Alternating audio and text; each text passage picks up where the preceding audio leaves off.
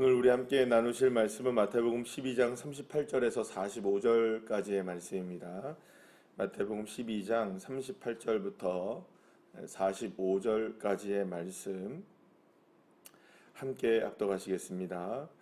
그때 서기관과 바리새인 중 몇 사람이 말하되 선생님이여 우리에게 표적 보여주시기를 원하나이다. 예수께서 대답하여 이르시되 악하고 음란한 세대가 표적을 구하나 선지자 요나의 표적밖에는 보일 표적이 없느니라. 요나가 밤낮 사흘 동안 큰 물고기 뱃속에 있었던 것 같이 인자도 밤낮 사흘 동안 땅속에 있으리라. 심판때에 니느웨 사람들이 일어나 이 세대의 사람들을 정죄하리니 이는 그들이 요나의 전도를 듣고 회개하였음이거니와 요나보다 더 큰 이가 여기 있으며 심판때에 남방 여왕이 일어나 이 세대 사람들을 정죄하리니 이는 그가 솔로몬의 지혜로운 말을 들으려고 땅끝에서 왔음이거니와 솔로몬보다 더 큰 이가 여기 있느니라. 더러운 귀신이 사람에게서 나갔을 때에 물 없는 곳으로 다니며 쉬기를 구하되 쉴 곳을 얻지 못하고 이에 이르되 내가 나온 내 집으로 돌아가리라 하고 와 보니 그 집이 비고 청소되고 수리되었거늘 이에 가서 저보다 더 악한 귀신 7을 데리고 들어가서 거하니 그 사람의 나중 형편이 전보다 더욱 심하게 되느니라. 이 악한 세대가 또한 이렇게 되리라. 아멘. 할렐루야. 그 사람들은 누구나 다 사실은 이게 표적을 원하는 것 같습니다. 이게 표적이라는 것이 어떤 사인이겠죠. 마치 이제 이정표와 같은 것일 수도 있고 때로는 신호등과 같은 것일 수도 있고 뭐 이런 겁니다. 그래서 결국에는 우리가 어디 길을 나선다 할지라도 어떤 그 사인 그리고 또 표적 그리고 또 어떤 그 표지판 혹은 뭔가 우리가 가는 길에 있어서 알려주는 그래서 미리 이제 우리가 가야 할 곳이 어떤 길인지에 대한 부분을 알려주는 이런 이정표 같은 것들이 우리에게는 늘 필요한 것이라고 볼 수가 있습니다. 왜냐하면 우리가 이 세상을 우리가 살아가는 데 있어서 우리 인간들, 저와 여러분 모두는 사실상 그 미래에 대해서 불확실하기 때문이죠.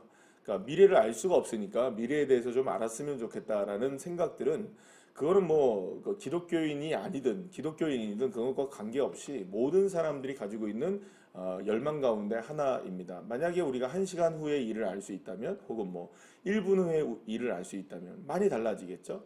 뭐 많은 것들이 우리가 바뀌겠죠. 그러니까 여러분 사람들은 뭘 구할 수밖에 없는 겁니까? 표적을 구하고 이러한 뭔가를 이렇게 구하게 됩니다. 그래서 표적이라는 것은 단순하게 어떤 기적적인 일만을 이야기하는 것이 아니라 뭔가 이렇게 우리에게 보여주시는 만약에 예를 들어서 오늘도 본문에서 나오는데 바리새인들과 서기관이 예수님께 표적을 보여달라고 하는 것은 그러니까 그 당시에 이 바리새인들과 서기관들과 같은 이 종교 지도자들이 그러면 예수님 당신을 통하여서 예수라는 당신을 통해서 우리는 어떤 사람으로 당신을 봐야 될 겁니까? 그리고 당신을 통해서 우리가 무엇을 예측할 수 있습니까? 당신은 어떻게 우리가 바라봐야 됩니까? 라는 그 표적을 좀 보여달라고 이렇게 얘기한 거죠. 그래서 사실은 이게 표적을 알려주시는데 예수님이 한 말씀 하시면서 알려주십니다. 뭐라 하냐면 악하고 음란한 세대가 뭘 구한다? 표적을 구한다. 이렇게 딱 얘기를 하시죠. 그러면 여기서 말하고 있는 악하고 음란한 세대라는 것은 특별히 악하고 음란한 사람들을 얘기하는 게 아니라 악하고 음란한 세대는 뭘 얘기합니까? 우리가 지금까지 생각해 본 거로 생각해본다면 세상 나라인가요? 하나님 나라인가요? 그러니까 세상 나라를 전체 통틀어서 악하고 음란한 세대라고 이렇게 예수님이 말씀하시는 것 같습니다. 그래서 이 악하고 음란한 세대인 이 세상이 모두가 다 무엇을 구한다? 표적을 구한다는 거죠. 사실상 그러면 이 말은 다시 말하면 하나님 나라에서는 표적이 필요하다, 필요하지 않다. 그러니까 악하고 음란한 세대는 뭘 구한다? 자꾸 질문해서 죄송합니다. 새벽부터. 악하고 음란한 세대는 표적을 구한다. 그러면 하나님의 나라는 표적을 구한다, 안 구한다? 구할 필요가 없다는 거죠. 그러면 왜 구할 필요가 없느냐? 세상 나라는 뭔가가 지금 불완전하니까 자꾸 표적을 구해요. 뭔가 알고 싶고 뭔가 이렇게 드러나는 것을 보고 싶고 사인을 보고 싶고 뭔가 이렇게 표지를 보고 싶고 이정표를 보고 싶고 이렇게 하는 거죠. 그러니까 우리가 보통 보면 우리가 운전하면 내비게이션에서 보면은 앞으로 전방 300m에 뭐 200m에 10m에 뭐 이렇게 얘기하잖아요. 그런 사인들을 보고 싶어 하는 거예요. 근데 하나님 나라에서는 사인이 필요하지 않아요. 그 왜 그럼 필요하지 않느냐? 그러면 표적이 뭘까요, 도대체? 우리가 만약에 하나님 나라에서의 표적이 필요하다면 표적은 있어요. 그래서 예수님이 오늘 본문에서 뭐라고 얘기하시냐면 표적을 이야기해 주세요. 근데 그 표적이 두 가지 정도가 나오게 되는데 이제 하나는 분명하게 나오는 거고 하나는 이제 약간 살짝 이렇게 지나가면서 나오는 건데 하나는 분명하게 무슨 표적을 보여주십니까? 요나의 표적밖에는 없다라고 얘기를 하세요. 그러니까 이 세상 사람들이 알아차리기 위해서는 요나의 표적을 보여준다 이렇게 얘기하는 거예요. 근데 사실상 하나님 나라에서는 요나의 표적이 필요할까요, 안 필요할까요? 필요하지 않다는 이야기를 하고 계시는 거예요. 좀 어려운가요? 다시 한번. 세상 나라의 사람들이 표적을 구하는 거예요. 근데 세상 나라 사람들한테는 어떤 표적을 알려주십니까? 악하고 음란한 세대가 표적을 구하네. 그러면서 예수님이 무슨 표적을 알려주세요? 요나의 이야기를 해주시는 거예요. 그러면서 살짝 나중에는 이제 남방 여왕이 솔로몬을 찾아갔고 이렇게 얘기해. 솔로몬의 이야기가 살짝 나오기도 해요. 근데 이제 여기서 중요한 건 뭐냐 하면 세상 나라 사람들은 뭘 구한다? 다시 한번. 세상 나라 사람들은 뭘 구한다? 표적을 구한다. 그럼 하나님 나라의 사람들은 표적을 구할 필요가 있다 없다?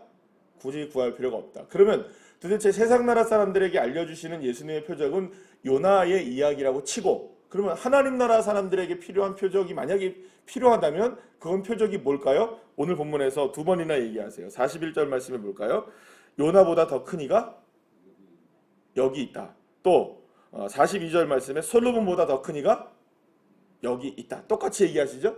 그러면 예수님이 보여주시는 이 세상 사람들이 보기를 원하는 표적, 알기를 원하는 표적, 예수님을 통해서 어떤 사람인지를 알기를 원하는 표적으로 요나를 얘기해 주시고 솔로몬도 얘기해 주시지만 실제로 이 세상 사람들이 필요한 표적이고 우리에게는 하나님 나라 사람들에게는 표적이 누가 되면 끝나는 겁니까? 그렇죠. 지금까지 우리가 그 이야기 한 거잖아요. 그러니까 사실상 우리는 표적이라는 게 필요가 없어요. 그런데 만약에 굳이 표적이 필요하다면 무슨 표적만 갖고 있으면 되는 겁니까? 누구만 바라보면 되는 걸까요? 누구만 의지하면 되는 걸까요? 누구만 앞세우면 되는 걸까요? 예수 그리스도. 그래서 여기서 뭐라고 얘기하냐면 그 어떤 표적을 이야기해줘도 그보다 큰 이가 누구다? 예수다. 그보다 더 큰 이가 예수다. 어떤 표적을 가져와도 그보다 더 큰 이가 예수다. 그러면 누가 표적이라는 겁니까? 그러니까 표적을 구하지 말고 뭔가를 보려고 하지 말고 누구를 봐라? 예수를 봐라. 이게 지금 예수님이 하시고 싶은 이야기예요. 되게 어렵게 얘기하시죠? 왜냐하면 질문 자체가 어려웠으니까. 바리새인들과 서기관들이 표적을 보여주세요. 이렇게 얘기하니까 그 표적이 뭔지를 얘기해 주셔야 되는 거예요. 누가 표적입니까? 그러니까 예수가 표적인 거예요. 사랑하는 여러분, 예수가 표적입니다. 예수가 우리의 표지이시고 예수가 우리의 이정표이시고 예수가 우리의 사인이시고 예수가 우리의 방향이시고 믿으십니까? 그 어떤 표적이 있다 할지라도 그 표적보다 더 큰 이가 누구십니까? 예수 그리스도이신 거예요. 그러면 여기서 우리가 한번 우리의 삶을 돌아보시죠. 저와 여러분이 누구를 지금 바라봐야 하는 겁니까? 네. 오늘 하루의 삶 속에서 여러분들 무엇을 바라봐야 될까요? 무엇이 우리의 길을 알려주시고 무엇이 우리가 걸어가는 길의 이정표가 되고 우리가 걸어가는 삶에 만나는 사람들의 모든 것들에 있어서 우리의 기준은 무엇입니까? 그거 다 예수 그리스도이신 거예요. 예수 그리스도로부터 시작하고 예수 그리스도로 향하여 나가고 예수 그리스도로 말미암고 예수 그리스도로 마무리하고 모든 것들이 다 예수로 하면 그게 무엇으로 사는 사람들이 되느냐? 정욕과 이 세상의 자랑들로 가득 차 있는 음란하고 악한 세대들의 이 세상의 모습으로 살아가는 것이 아니라 그러한 세상에 살아가도 하나님 나라를 살아갈 수 있는 방법. 바로 예수 그리스도가 우리의 표지가 되는 삶. 그 삶을 주님이 말씀해 주고 계시는 거죠. 그러면서 예수님이 조금만 덧붙여서 이렇게 얘기하십니다. 41절 말씀에 이렇게 얘기하세요. 심판때에 니느웨 사람들이 일어나 이 세대의 사람들을 정죄하리니 이는 그들이 요나의 전도를 듣고 회개하였음이거니와 요나보다 더 큰 이가 여기 있다. 이렇게 얘기하세요.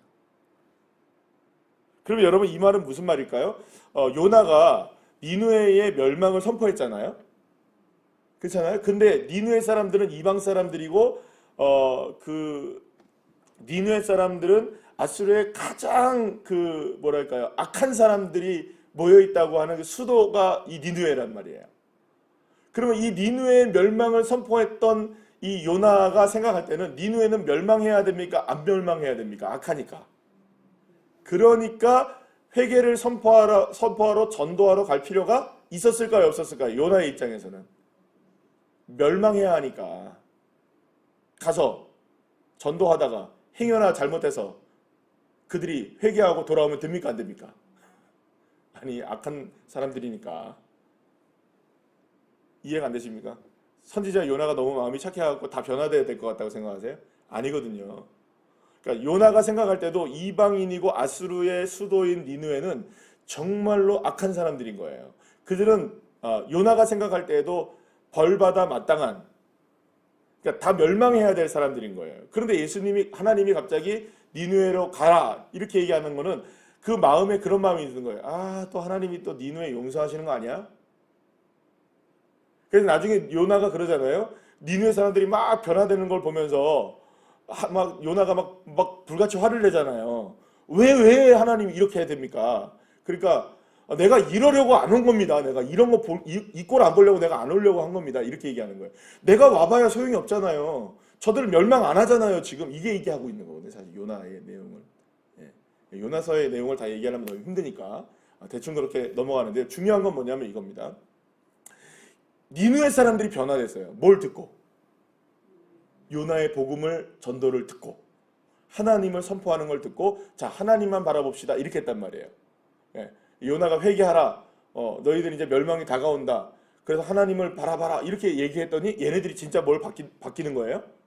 이 악한 이방인들이었던 니느웨 사람들도 조차도 하나님을 바라봐라 하는 말에 세상 바라보는 거를 뚝 끊어버리고 갑자기 죄를 뒤집어 쓰고 옷을 막 흰옷을 입고 제복 막 상복을 입고 막 울면서 애통하고 금식하고 막 이런 사람들이 그렇게 변한 거예요.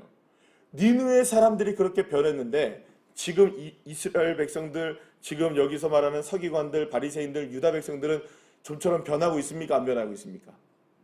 안 변하고 있는 거예요. 안 변하고 있는 거예요. 그래서 예수님이 말씀하시는 게 뭐냐면 니느웨 사람도 변화됐는데 너희들은 안 변화된다. 요나보다 큰 사람이 난데 요나가 이야기해도 니느웨가 변화됐는데 요나보다 큰 내가 얘기하는데 너희들은 왜 안 변하느냐라고 얘기하시고 계시는 거예요. 그러면 지금 왜 이스라엘 백성들은 안 변할까요? 계속해서 안 변하는 이유가 뭘까요? 믿음이 없어서일까요? 하나님을 몰라서일까요? 아니죠. 믿음도 있고 하나님도 알고 그들은 뭐 여기서 말하면 바리새인들 같은 경우는 일주일에 한 번씩 금식도 하고요. 그죠? 얼마나 거리에서 기도도 많이 하고 얼마나 큰 소리로 기도도 하고 얼마나 막 선행도 하고 얼마나 믿음으로 잘 사는지 몰라요. 그런데 예수님은 이들이 변화되지 않고 있는 거예요. 그러면서 어제는 무슨 말씀합니까? 예? 어제는 딱 뭐라고 얘기해요? 독사의 자식들아. 예수님이 딱 그런 얘기까지 하시잖아요. 얼마나 충격적이에요. 그러니까 안 변하는 거예요. 니느웨 사람들은 변해도 니들은 안 변하네. 이거 지금 예수님이 얘기하고 있는 거예요. 그러면 그들이 안 변하고 있었던 이유와 원인은 어디에 있을까요? 하나님을 몰라서 그런 것도 아니고 하나님께 나가는 방법을 몰라서 그런 것도 아니고 메시아에 대한 믿음도 없어서 그런 것도 아니고 다 아는데 오히려 이들에게 걸림돌이 되고 있는 두 가지가 있어요. 그게 지금 이번 주에 계속 말씀드리고 있는 거예요. 그 율법과 성전이었다는 거예요. 율법으로는 죄를 사할 수가 없어요. 근데 여전히 그들은 율법으로 죄를 사한다고 믿고 있었던 거예요. 그래서 예수님이 요나의 표적을 보여주실 때에는 무엇에 대한 이야기로 보여주시는 거냐면 율법을 뛰어넘는, 그러니까 죄를 사할 수 있는 방법이 뭐냐? 그 예수 그리스도의 십자가 하나입니다. 여러분 믿으십니까? 그리고 또 한 가지가 있었어요. 율법과 두 번째 뭐였죠? 성전이었죠. 그러니까 성전이 없어져야 돼요. 그 왜 성전이 없어져야 되느냐? 성전이 있는 한 예수님이 우리 안에 들어와서 성전이 되지 못하시거든요. 그럼 보이는 성전이 없어져야 돼요. 그래서 예수님도 뭐라고 얘기하십니까? 이 성전은 허물나 사흘 만에 다시 지을 것이다. 그래서 성전이 대체돼야 되는 거예요. 그러니까 하나님께 나가는데 길과 통로라고 생각했던 이 율법과 성전이 오히려 하나님을 만나는데 걸림돌이 되고 하나님 앞에 회개하는데 걸림돌이 되고 큰 표적이시고 유일한 표적이신 예수님을 만나는데 걸림돌이 되고 있었던 거예요.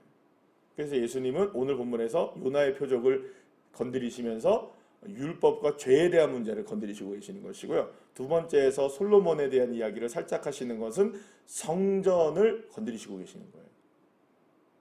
그래서 사랑하는 여러분, 여기에서 지금 말하는 성전은 우리가 지금 드리는 예배당과는 관계가 별로 없습니다. 이거를 오해하시면 안 되고요. 중요한 건 뭐냐면 하나님께 나가는 걸림돌이 우리의 신앙의 모습들이 될 수 있다는 걸 기억하셔야 된다는 거예요.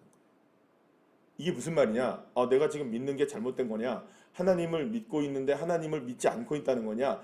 여러분, 그 얘기가 아니라 우리가 하나님을 믿어도 제대로 믿으시기를 축복합니다. 예수님을 알아도 제대로 아시기를 축복합니다. 어떤 것으로 주님을 만나십니까? 어떤 방법으로 주님을 만나십니까? 방법이 필요하지 않아요. 그냥 예수님을 보시면 되는 거죠. 여러분들 무엇을 통하여 만나십니까? 무엇을 통해서 주님을 알기를 원하십니까? 무엇을 통하여서 하나님의 은혜를 알기를 원하십니까? 통하지 마시고 주님으로 은혜를 바라보셔야 돼요.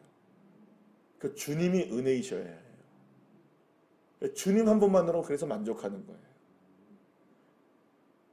그래서 저와 여러분에게는 그 어떤 표적이 필요한 게 아니라 오직 예수 그리스도가 우리의 표적이시면 되는 거예요. 복잡하게 하지 마세요. 무엇을 복잡하게 신앙생활을 하지 마시고 단순하게 누구를 잘 믿으면 됩니다.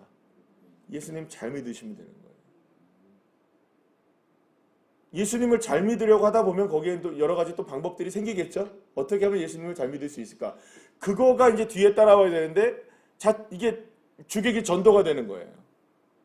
신앙생활 하다 보면 자꾸 주객이 전도가 돼요. 순수하게 주님을 향해 나가지 못하는 거예요. 무엇을 통해서 주님을 만나고. 어제 수요일 밤 예배에도 제가 말씀드린 것처럼 여러분들에게 가장 유일한 한 가지 은혜가 있다면 무엇이 은혜입니까? 여러분, 저와 여러분에게 한 가지 은혜가 있다면 딱 하나예요. 그죠? 그게 무슨 은혜죠? 나를 구원하신 예수님의 십자가의 은혜. 나의 죄를 용서하신 은혜. 그거 하나인데 다른 것들이 은혜가 될 때 사실은 주님은 멀어지게 되고 자꾸 우리도 뭘 구하게 됩니까? 주님 말고 다른 거요. 주님 말고 다른 거요. 주님 말고 다른 거요. 그래서 신앙의 싸움이라는 건 다른 게 아니고요. 여러분, 우리가 계속하여서 누구를 우리의 앞에 세우고 예수를 앞에 세우고 예수를 따라가고 예수보다 더 큰 이가 없음을 믿고 그게 사실은 신앙의 싸움인 거예요. 그래서 오늘도 믿음으로 싸워나가는 겁니다. 자꾸 세상의 것들이 우리의 삶의 먼저의 자리를 차지하려고 할 때 그것을 절연히 끊어버리고 그 자리는 오직 예수님밖에 없습니다. 그 싸움이 사실은 믿음의 싸움인 거예요. 그래서 여러분, 오늘 우리가 잊고 있었던 것 한 가지, 하루 동안의 숙제를 드리죠. 예수님이 최고입니다. 예수님이 왕이십니다. 예수님 나의 전부이십니다. 하루에 10번 이상을 한번 고백해 보시죠. 그렇게 우리의 삶의 순간순간마다 주님이 나의 왕이십니다 라고 고백할 때마다 주님은 정말 나의 왕이 되어주시고 우리의 표적이 되셔서 우리의 삶을 하나님의 나라의 삶으로 이끌어 가실 줄 믿습니다. 기도하시겠습니다.